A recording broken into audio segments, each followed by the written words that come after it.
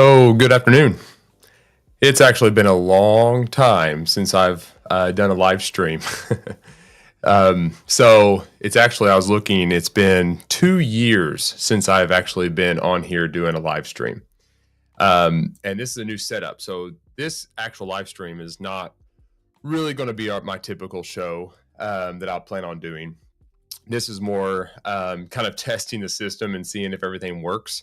Trying to see if my mic coming in clear, video's good, transitions are good, those type of things. So this is really just an experimental live stream to kind of get things right.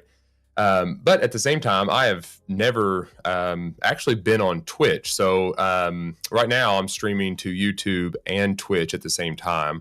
I've never been on Twitch. I do think it's kind of a unique platform. Younger demographic tends to be, from what I can tell.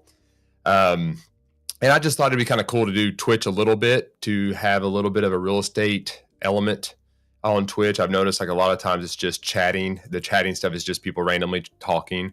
But I do think there's probably a demographic on Twitch that would benefit from knowing some real estate news, and real estate agents out there too, especially. I think this hopefully will be helpful for you guys. But yeah, this is just kind of an experimental thing, but I do want to kind of go over kind of just some news articles, some of the stuff I read. The whole point of this show, what I'm going to do is very simple. My goal here is to really just kind of go through my everyday process of going through news, keeping current on certain events. I thought it'd be kind of cool to share those type of things as I go through my own practice at the end of the day. Probably will end up doing a little bit of this more in the morning. So you can come out, hang out with me, chill, grab some coffee. I'm a big coffee fan. I drink it in the morning and then in the afternoon. So that's the point of this. I am going to be going back, listening to the audio, trying to figure out the music, see if that sounds good and what that looks like. So hopefully this is working. And I'm also using a new streaming software. I was originally using StreamYard when I did this about 2 years ago. I've now, then I messed around with OBS. Now I've switched to Meld Studio. The user interface is really, really good. Seems like the transitions are going to be really, really good. So should be a fun experiment. But anyway, so let me just start off with the end of the day stuff that I typically do. So as my position, I try to stay very current in real estate and what's happening. So that way I can, help agents in the company that I help manage, and also obviously for you guys too, if you find anything beneficial here. But the end of the day, I will typically open up news articles, read through kind of what's going on, what I see happening in the economy, and just in general, just real estate news. There's always some crazy stuff. I mean, when you're in real estate, there's so many different industries that are affected by what happens on real estate. So even if you're not a real estate agent, I think you'll find some of the stuff that I cover here beneficial for you, because more than likely you will at some point end up buying and selling real estate. So you'll find some of this information hopefully helpful. But it's meant to be really laid back, chill, ask questions, engage with me, those type of things. That's the whole point of this show. I'm not sure on the scheduling just yet. I'm working through my schedule to figure out when I can go live, what that looks like, and we'll kind of play with that as we go. Hopefully I can build a fun little community for everybody to kind of gain some insights to help them navigate just real estate. So with all that being said, let me switch now. I'm gonna just go over kind of my end of the day stuff. I'll get my coffee, I sit down, and I go through some news sources. So let me do this. So let me just start off with just saying I use a lot of different real estate news sources. I don't stick to just one. Matter of fact, years ago, I was watching a guy describe like how we can kind of be in silos or tunnels and have tunnel vision in regards to facts and truth. And he made a comment that only would correlate to our time. He said it's best not to read up and down vertically, but he said it's best to read across the tabs. And when he said across the tabs, he was basically meaning don't just read the same news source, a tab as in like in a browser, we have like individual tabs. He was basically saying like read across tabs. In other words, find multiple websites, multiple sources for the topic you're studying, and read those. And by doing so, you'll have a better understanding about maybe what is really going on. So part of what I do is just that. I like to kind of at the end of the day, read through the tabs and just kind of go through those sources. Some of the ones I like to read, I'll show this here. You can kind of, hopefully you can see that, but I'll name them off. We've got Real Estate News, which is realtor.com. Or I'm sorry, this is NAR by NAR. We have Inman News. That is a major popular news source in the real estate industry. They do a lot of relevant stuff, keeping current. A lot of news articles every single day coming out on that one. So really good source. It does require a yearly subscription to that to be able to get information from it. Otherwise, you have just these little sample articles. So it does require a subscription there. The other one is Risk Media. Same kind of category as Inman. A lot of times I'll get an email from one and then the other one follows it up. Then I have Real Estate News by realestatenews.com. We have realtor.com I use. The World Property Journal, that one I just kind of glance at to kind of get a more broad perspective about what is going on. Then we have U.S. News, Real Estate, Bloomberg, Forbes, MSN, and then I'll use like CNBC, and then I'll check on like Google Trends, like what's trending on Google when people search for certain things, and I'll set up Google alerts, those type of things to kind of keep my my email and stuff being fed with information that really is helpful for me. So that's kind of my go-to. But what I did today is I actually went and opened up my email and I just found a few little articles here that I thought stood out, were kind of relevant. So I thought I'd just kind of read through them. We can kind of hash them out, talk about them, that kind of stuff. This first one, let's see, is on Inman.com. It is titled The IDX Lie Agents Still Believe, 5 Common Misconceptions About Real Estate Websites. This one, let's see, who wrote this? This is Josh Rice is a real estate broker and a lead generation consultant. You can connect with him on TikTok and Instagram there. Josh Rice, real estate broker and lead generation consultant. So he's probably some form of coach, probably has some real estate background stuff.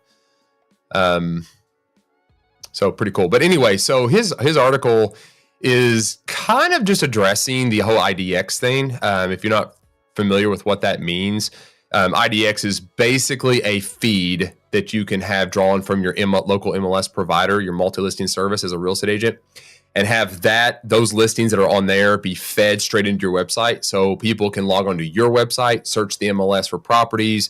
It can be branded for you, obviously, on your website. So it's a little more customized and more tailored to the agent. So that's the whole reason behind what an IDX feed is. But here's the thing about this article. To be honest, it's the 5 common misconceptions about real estate websites. I think he's going to get into this. Now, I just skimmed this and I kind of extracted some points for myself, but I'll kind of read through this. It basically says, if you're stuck wondering why your real estate website hasn't changed your business, Josh Rice writes, take a hard look at how you're using it. Yep. So at the beginning of my real estate career, I made a mistake that might sound familiar. I thought building a real estate website would magically fix my lead generation problems. And to be fair, with my background in digital marketing, I should have known better, but I kept hearing from people in the industry, real estate is different. I figured maybe they were right. So I bought the pitch and launched my first IDX website. The results, crickets, no flood of leads, no pipeline filled overnight, just a site sitting there live, beautiful and invisible. So I will say this is kind of a typical pitfall just in general. If you're watching, a lot of people think getting a real estate license, getting into real estate is just going to be, I'm going to get my license, which is it's not an easy process, but it is relatively easy. Compared to a lot of industries, you just got to take a few hours of classes, pass an exam, and go work for a broker. So it is relatively easy to get into the field.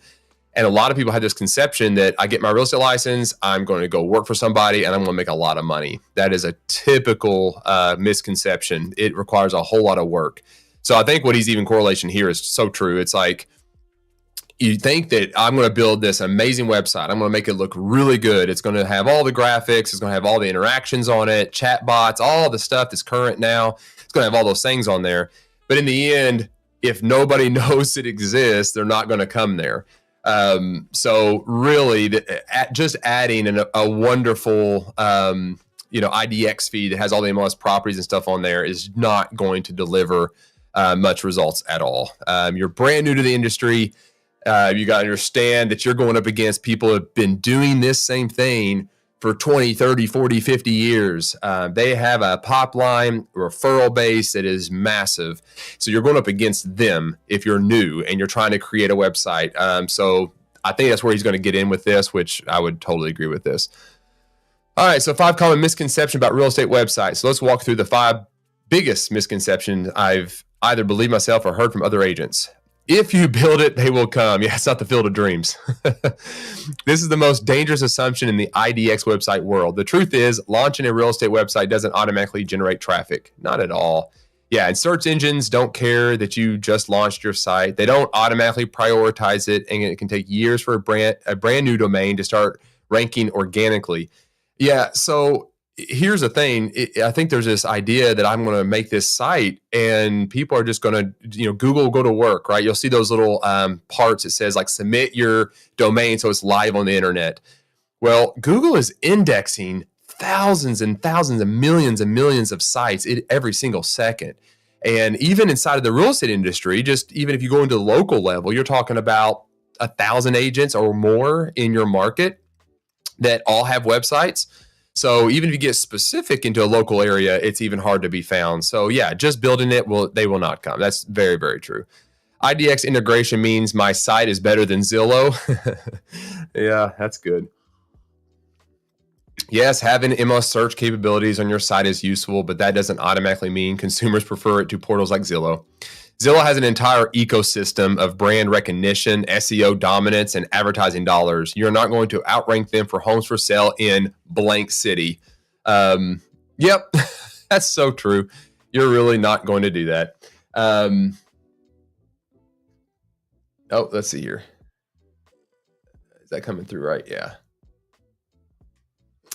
Yeah, so you're not going to outrank them at all. They've spent so many years building their SEO, massive amounts of millions and millions of dollars going on. So let's see. Yeah. So yeah, you're just not going to have that kind of reach. They've been doing this for a long time. What you can do is build a niche or hyper-local experience that provides something Zillow can't. Okay, so this is kind of the point where he's kind of singling this out just a little bit, like how you can differentiate, how you can get some activity. What you can do is build a niche or hyper-local experience that provides something Zillow can't: relevance, trust, and a connection to the actual market through you. If you're not creating original content or showing up in your community in a meaningful way, your IDX site is just a quieter, less visible version of something people are already using. Yeah, so you're not going to win them over. Zillow it's got so much technology built into it, so many features, right? They're so used to using it. They know where things are located. You're not going to win them by just search alone. But the argument he's making here is absolutely valid. And really what he's getting to is figuring out a way to be very relevant that brings people into the local market for a reason. They come to your site because maybe you have a lot of information about neighborhoods, coffee shops, restaurants. You have that personal perspective of what is going on in your market. And you maybe write blogs, live videos, photos, all those type of things is good SEO. And when people do find it, then you're kind of bumped up in relevancy for them and they will come back. So the one-stop shop idea, get them into your site. Once I launch it, my leads will be free. Yeah, some agents believe a website is a one-time investment that replaces their need for ad spend. Let me be clear, a good website is a powerful tool, but it's not a free one. Just like a CRM or an email platform, it's part of a larger system. And he's touching on a lot of things there. Yeah, in our age in real estate, it's not something great or new to have a website. It is part of the everyday working environment of a real estate agent. Those 3 items he just mentioned, right? A website, CRM, and an email platform, like newsletters, those type of things, that is like central to what an agent does. If you're not utilizing that, you need to, because every agent on in the entire area that's selling any kind of real estate are using these platforms to generate business. It is a standard, right? So you definitely need to be doing that, but it requires some work to drive traffic. So you need to take your database, put them into your CRM, make sure your website's on everything, and then promote your website. Now, like with us, we have and a lot of people do, but we have like this internal CRM tied into our website that we can add, prospects into, and that gives them the ability to then do saved searches for them from their website, send them properties. And then the client gets an email they can see all the properties that are available to them. And then they can click that and it goes back to the agent's website. So that gets them off portals like Zillow and that kind of stuff using your site. So I will say that that's where that would, that's how you can utilize that. It's not really organic search. It's like you intentionally reaching out to, your sphere of influence and driving people to your site for a specific reason. And then if you have relevant information, going back to his other point, having, relevant local information on there, people might save that to come back and look for favorite restaurants, favorite shops, whatever, things to do, those type of stuff. Let's see, he misquoted. So number 4, actually, more features equals more leads. Too many agents get distracted by bells and whistles, chat bots, advanced search filters, mortgage calculators, thinking that more features mean better performance. In reality, simplicity wins. A site loads faster, works on mobile, clearly presents listings, and makes it easy to take the next step. So the user experience, and he says that, the user experience is paramount to all this widgets and gadgets and technology inside of your site. Get them quickly. I'm a big fan of agents' websites that when they first load up, there's nothing else on there but just the search field for properties. Because really, when someone's doing a search for an agent, that's what they want first. Then if you can have little links below that for local information, I think that's really great. I think that's extremely helpful. But in the end, I do think simplicity wins. Like, think of it this way. If you were to go, and we'll use an example, all right? And it's still growing, but let's use the example of Cookout, all right? So you know what a Cookout restaurant is. The Cookout restaurants, usually in college towns, if you go there, you'll see their menu, right? They have massive amount of menu items that is just all these different colors, red and blue, and it's just text everywhere, tons and tons of food on there. Now, I'm not against Cookout. I think they actually have decent food. I enjoy Cookout. We ate there just not too long ago. I think it's pretty good. A little side tip, you can get non-listed menu items called the Huge Burger, and it's amazing because it's like a really thick patty. So just tidbit there. Cookout's got some good burgers if you ask for the Huge Burger, some of their menu. But their menu has so many things on it. All right. And they're doing fine, but they work well when they're in a college community because the college student can go there and eat for cheap and get a variety of food. But for the everyday person that goes there, they get overwhelmed. There's too much information. So they end up just doing the same thing or getting frustrated. And then your line gets backed up and there's just issues there. So Cookout is only going to grow in areas where a variety of food being offered for a reasonable price with a lot of options makes sense. But then you compare that to a place like Cane's Chicken. All right. Love Cane's Chicken, really hot chicken tenders. But what makes Cane's Chicken so popular and one of the fastest growing chicken restaurants is the simplicity of it. You go there, there's not very many menu options. You got chicken tenders in 3 or 4 different ways. And then the lines are big. It's a very simple restaurant. And it's not overwhelming. You know what you're going to get when you go, and then they crank the chicken tenders out, and people are just getting their food and leaving, so the lines are moving fast. Same kind of be said about Chick-fil-A. Chick-fil-A is a little bit of a middle ground. It's got a lot of options, but they're so efficient with their drive-through that their delivery of their service and their content is so good that people can roll through there pretty quick. So it's the same kind of idea. Don't overload your website with so much information that it wears people out. They need to be able to get there and get their answer quickly and move on. It'll fix my lead gen problem overnight. This one hits close to home because I believe it too. An IDX website is not a solution. It's a system component. Yes, I 100% agree with that. It's just like your CRM or anything else. Those things are just systems that when used correctly can generate a lot of business. But if you're not sending people there, not doing anything with them, they're just going to sit there and gather dust. They are a system that requires intentional engagement. They're not going to create business for you. You have to feed it. You have to do something with it. So I would 100% agree with this. It only works when paired with a traffic source, clear calls to action, a CRM, a nurture process. Yes, yes, yes. Launching the site is step one. What you do after that, how you drive traffic, track engagement, and build follow-up systems is what determines success. 100% agree. Yeah. A website is a tool, not a strategy. A website won't save your business, but when used intentionally, yeah, I love that word, it can support and scale your lead generation efforts. The agents who win with IDX websites are the ones who treat them like storefronts, not billboards. Yeah. You're sending people there, right? Yeah. I would agree with everything he said. Now, I actually did quickly write out some quick little points from this to help you give some actionable, tangible items and target focus areas. So one, become the local marketing hub. So that means stop relying solely on all the listing sources out there. Here's the advice. Create 3 new pieces of hyper-local content this month. Maybe like the best affordable coffee shops in blank neighborhood. And then maybe, market trends for this specific town. This is how you're going to win organic traffic that the other portals could miss, right? Now, Zillow and stuff does have a little bit of that stuff going on. But if you want to focus on the target focus using your website for lead generation, that would be the way I would advise you to do it. And that's what he's laying out here. Number 2, I would say this. Number 2, I would say this: audit website click-through actions, right? So ensure that basically every non-listing page, like if you have a blog that's talking about a neighborhood or a video guide or whatever it is, right? Have a clear, very compelling, when I say CTA, call to action. So instead of saying the typical contact me, use a specific prompt, like something like download the 2024 or 2025 home seller prep checklist or something. Or what's my home worth?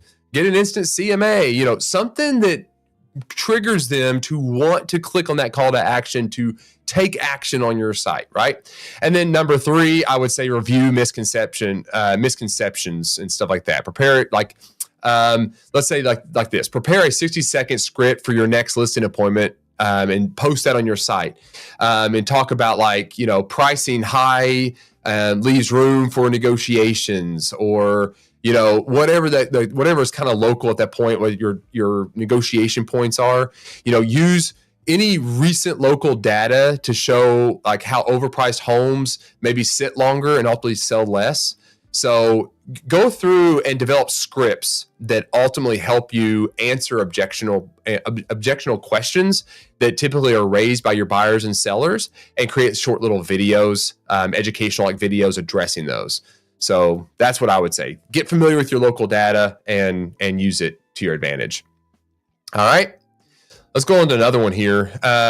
This one is: the housing crisis is also a crisis of hopelessness as young Americans give up, hustle less, spend more, and make risky investments as a last resort. Now, here's the thing.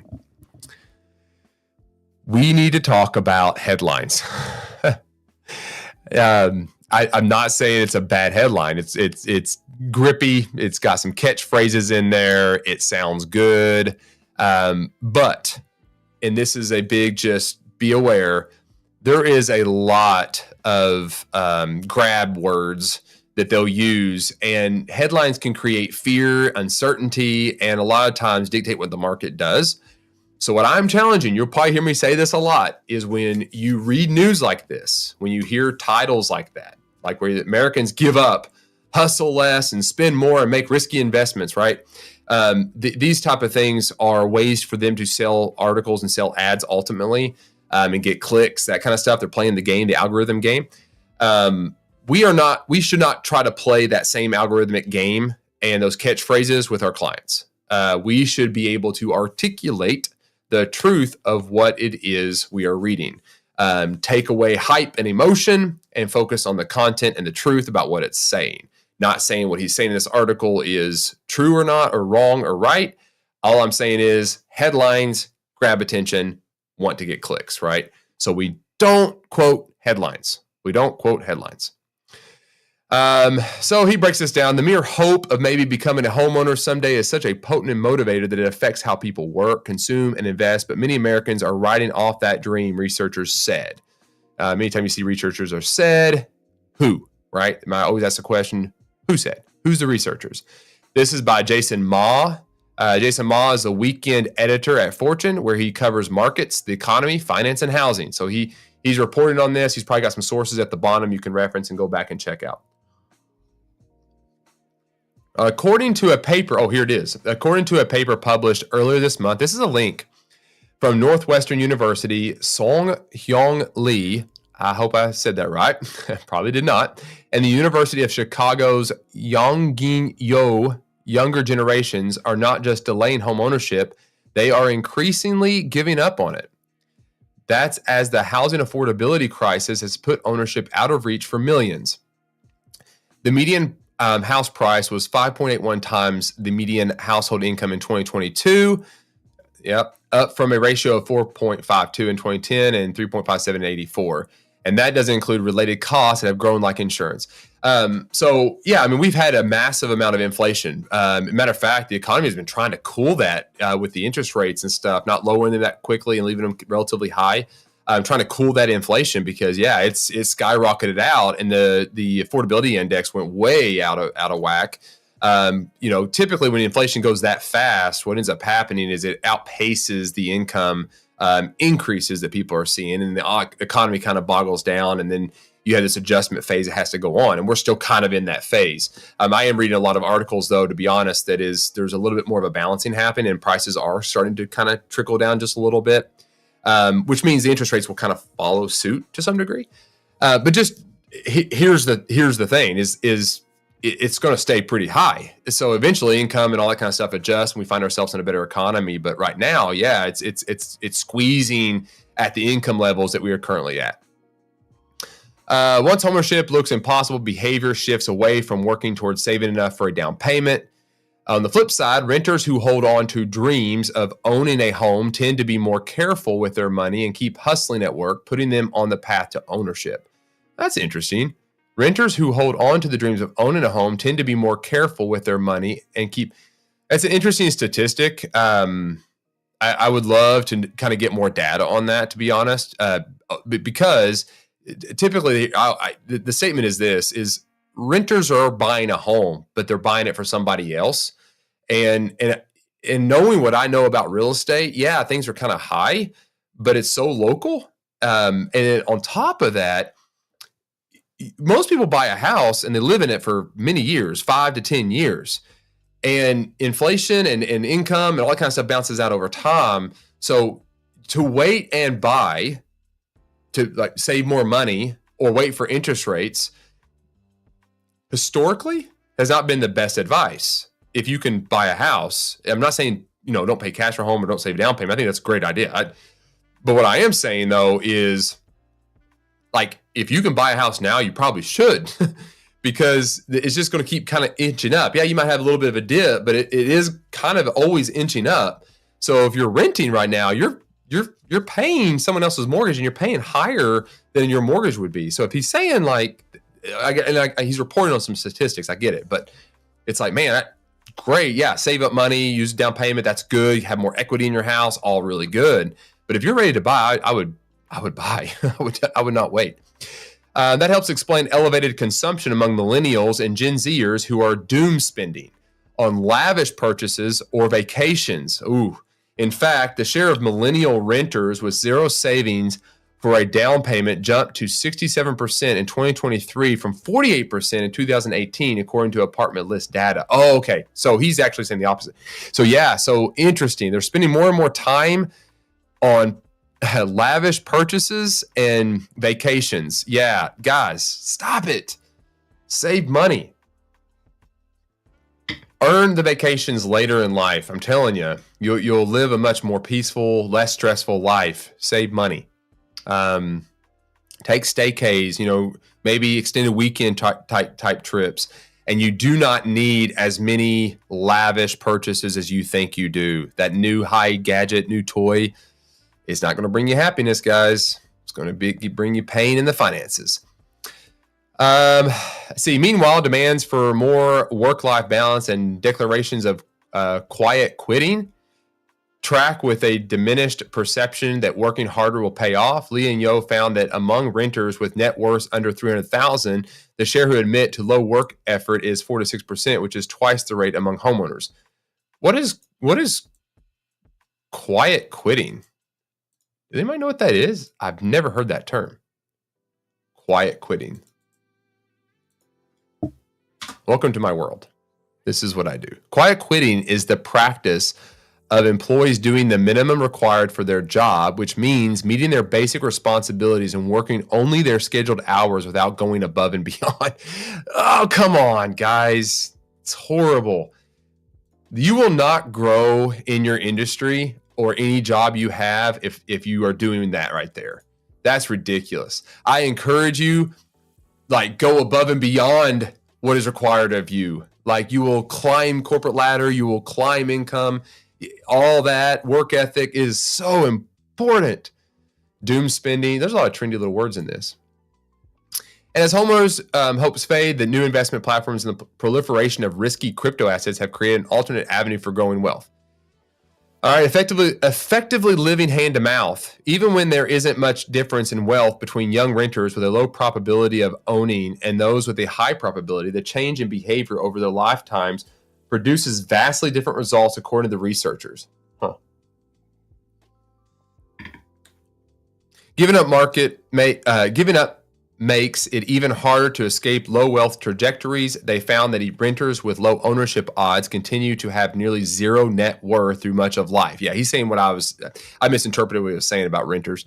Yeah, I mean, this is, effectively living hand to mouth with negligible asset accumulation. You're paying for somebody else.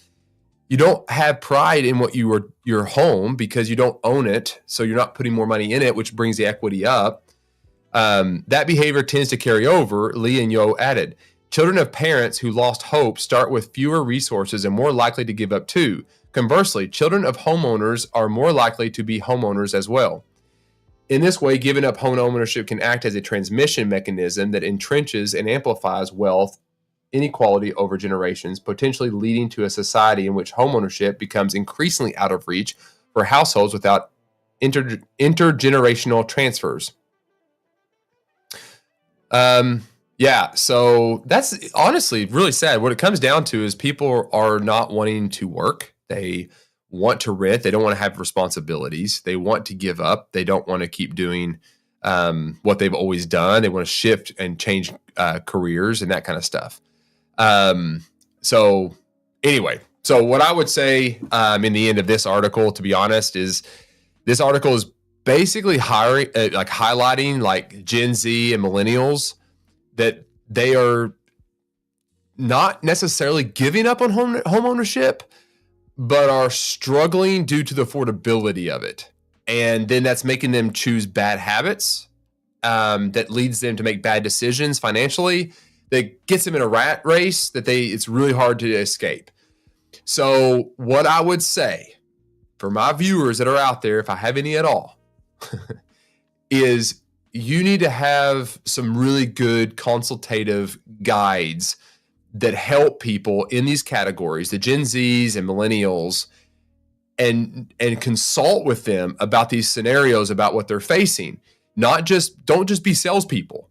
Be consultative guides to them, right? So what I would say is master that. What is the affordability programs that are available to buyers out there? So here's the challenge. Dedicate an afternoon this week to research at least 3 of the local down payment assistance programs that are out there.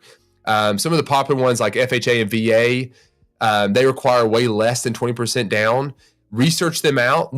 Go talk to some lenders about maybe some grants that might be available. Get familiar with the loan programs that are out there for buyers. Take that and create buyer consultations from it and articulate your points to these people that are renting and help them escape that cycle. Another thing I would say is this: lead with, geo consulting. So basically, when consulting with younger buyers, start the conversation by asking about, their location flexibility, the geolocation, right? Like what if they are okay with commuting just a little bit, and they're stuck in thinking that living in the main city area is their only option. Maybe being more aware in the real estate in your market, like if they go 10, 15 miles outside of the city center, what does that look like as far as what they're paying for rent right now?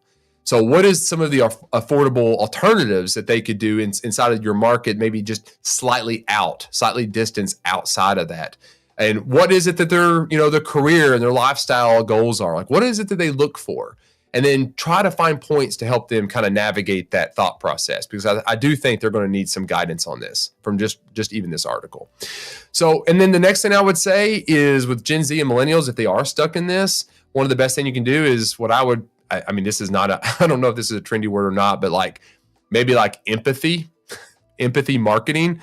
And I don't mean just using empathy as a way to leverage and gain business, but truly showing, empathy towards somebody that is stuck in this. I mean, they've been through a lot. That generation, home ownership became very, very expensive, especially for those that maybe just graduated college in the past 5 years. The affordability is so high, and a lot of them have student debts. So I would encourage you to acknowledge their struggle, right? Acknowledge that they're going through some difficult things, and then help them navigate that. Maybe create a reel or a blog post, a quick video or something that's just validating the frustrations that they feel and that the first time buyers are going through. You can address like the high rates, home prices. You could use statements like, yes, it's brutal, but here is your, typical like 3-step plan to get through this. Here's the thing. Empathy does build trust, and it does build referrals, but it's also, you're not just being a salesperson, you're caring about people. And if this article is true, trust me when I say people really do need some encouragement. So highly, highly encourage you to focus on that. Let's see. I got a few more. I mean, you guys can just hang tight. I'm just going to go through these. I'm a real estate agent.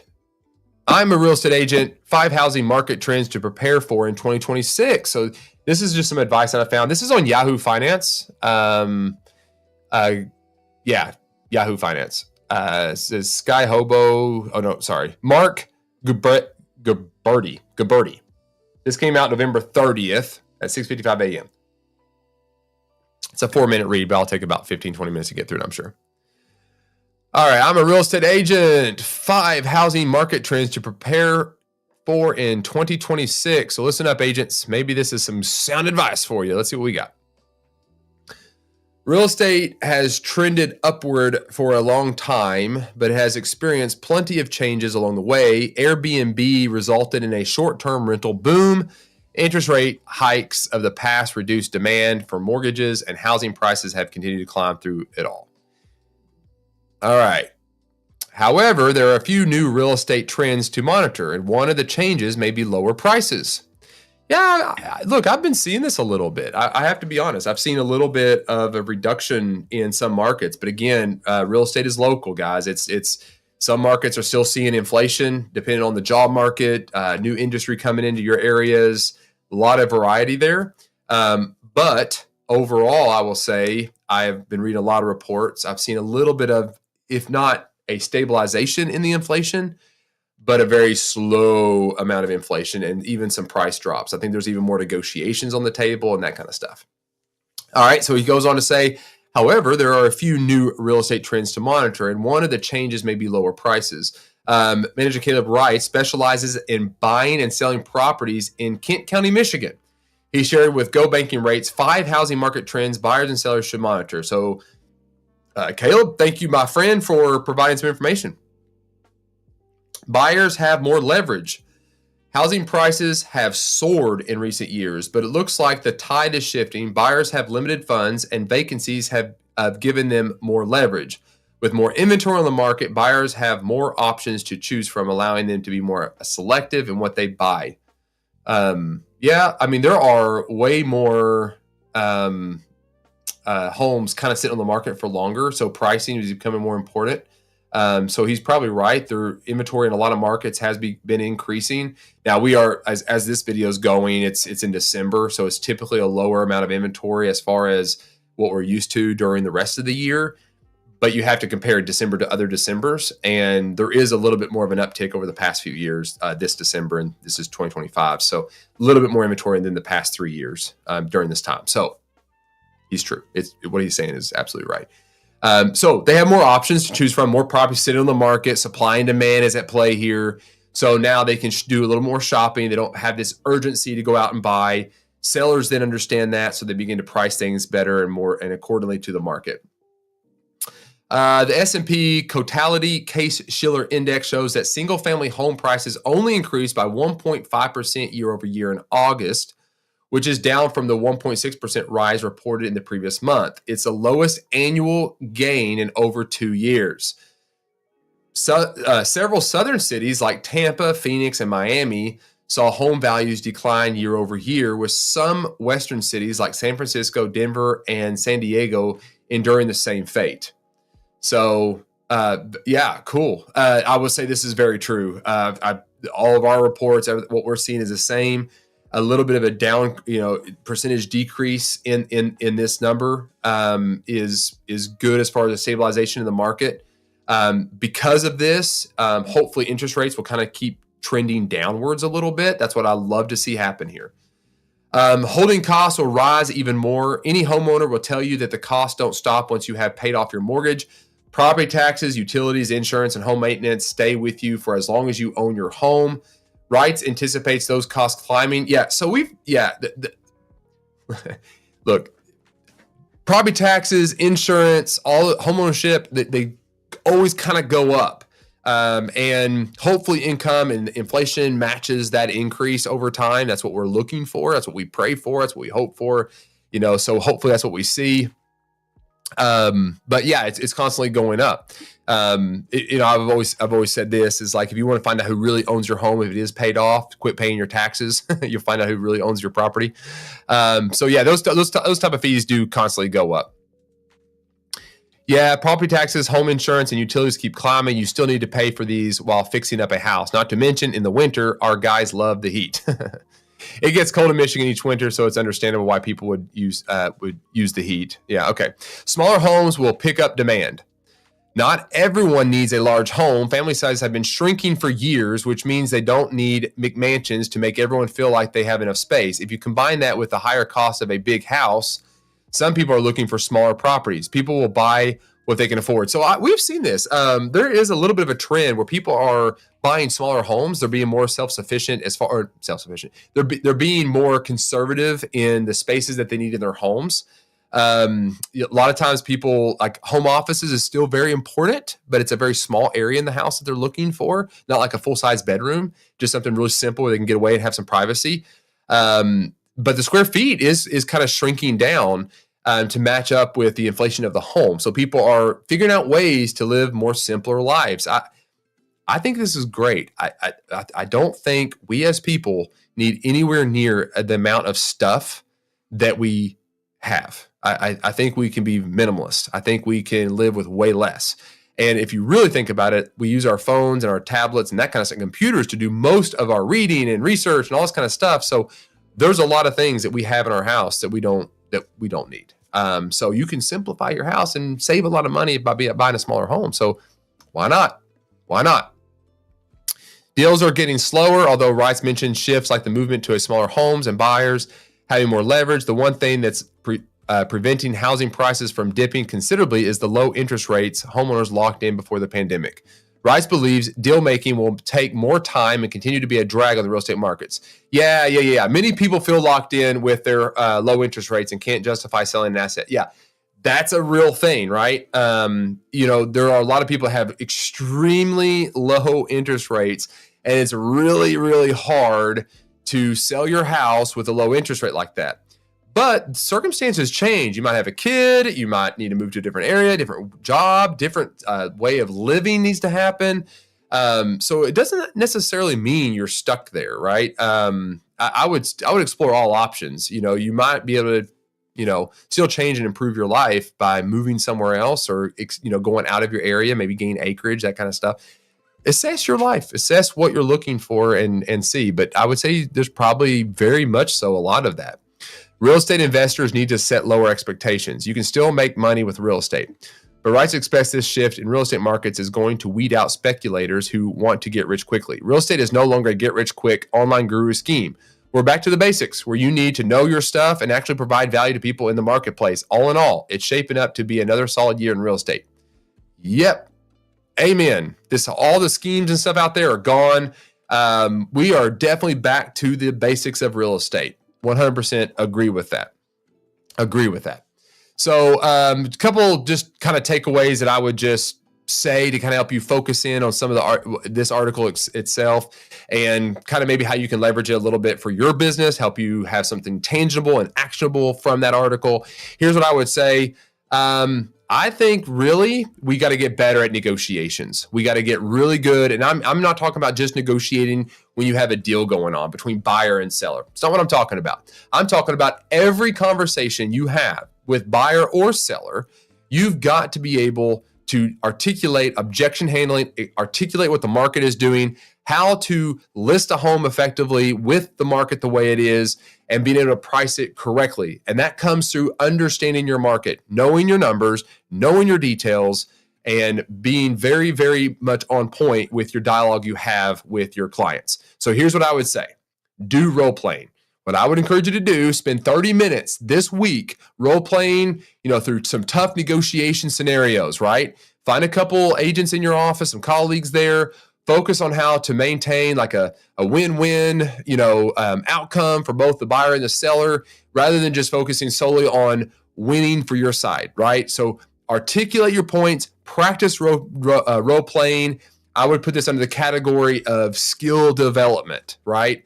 These are those basics. We have got to be able to articulate our position and truly help people price their homes effectively so that we can help get it sold, which is ultimately what they want. And at the same time, we want to be able to help buyers get them into a home. We've got to be able to help articulate what's going on in the market to them so they better understand that. So another point I would just say this is implement, and we've kind of been talking about this, but implement a client education type call. All right. So going back to what I was talking about earlier, having all these videos and stuff out there explaining the market, trying to help buyers understand what's going on. What I would encourage you to do is schedule some 15-minute check-ins with all of your active buyer clients right now. All right. Clearly explain some of the differences between, sentimental value and market value, right? Especially with your sellers. What is going on in the industry? Stress the importance of pre-approval for buyers, right? Stress to them like, hey, why not go look and see what kind of affordability you have here? Like, what can you do in a market that this is in? What kind of lifestyle changes are you looking to make? What would fit your lifestyle now versus it did 3 or 4 years ago, right? Assess those type of things. And surely understand that your role is based on data. You're bringing true professional data to them to help them understand what's going on. And you're not trying to engage in emotions. You're literally trying to help them buy or sell a house. You genuinely care to help them buy or sell a house, right? Yeah, there you go. Very good. So guys, that is kind of the end of my day routine. That's what I do. I kind of look through some things. It is 5:08 Eastern time. This is the first live stream of doing this. Like I said, I'm toying with the idea about when to do this. I'm thinking about doing this in the mornings, a few times a week, just kind of talking, going through some points. You're welcome to join me. And what I encourage you to do, if you come follow me on Twitch, you can go to Twitch, look for the Real Estate Advantage, follow me there. If you're on YouTube, subscribe, do the ring the bell. All those things will be helpful, obviously. But what I really want to do is have conversation. I don't want to just come on here and have just a complete just talking and preaching to you. I want input. I want in the chat. I want people talking to me, stopping me, interrupting me, that kind of stuff. I want that kind of engagement. Not expecting it every time. Look, brand new channel, just started doing this. No plan in mind. This is come, hang out, bring coffee, tea if you like it. I don't know anything about tea. If you want to talk coffee, I can talk coffee. I can talk all the different ways of making coffee. I can talk about the different types of beans, the origins of coffee, all that kind of stuff. So bring your coffee. come out, hang out with me, drink coffee or tea, and we can talk real estate. Everything's on the table as far as conversation goes. I have no agenda. I want just to invite you into my office, my abode, to join me, talk real estate, go over news articles, give you guys some advice, hear from you guys, get input from you guys, and just have a grand old time helping each other grow in real estate. So hopefully you have found this beneficial. I've enjoyed doing this. I'm going to go back now when I end this and check all the audio and video and make sure everything worked and go from there. So if you did tune in, thank you. I do appreciate that greatly. Consider following and subscribing for me. I do appreciate it. Have a good evening with your family.